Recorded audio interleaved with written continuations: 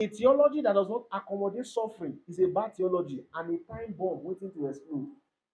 A theology that does not accommodate suffering is what? Is a bad theology and a time bomb waiting to explode.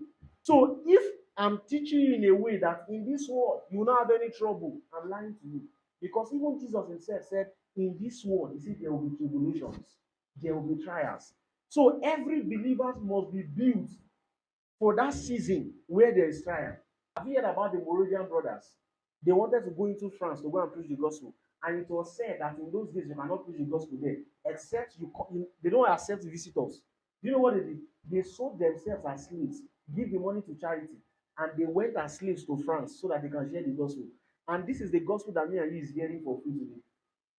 But these people sold themselves as slaves so that they can do what? They can go to France and preach.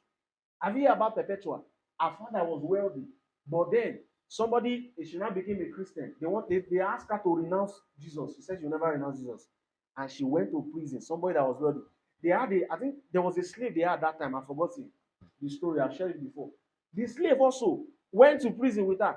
In fact, one of them, either Perpetua or the slave, one of them was pregnant. And those days, they don't kill people who are pregnant. You know what?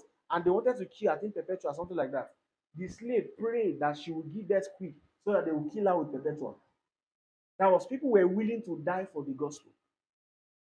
And the bishop, one of the bishops in the Church of Revelation, I've forgotten his name now, was one of the sons of Apostle John. Do you know how he died?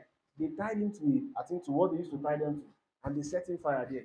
And they threw a lion, and they asked him to deny Jesus. Do you know what he said? He said, 86 years of my life, never has he forsaken me. I will not deny him. These were people who died for the gospel. There are Christians who are in another part of this country. They will be preaching like this, and somebody will come and bomb the church. So in this, it's not because they don't love God. It's not because they are not serving God. Are you getting my point now? It's not because of all those things. But in this world, there will be tribulation.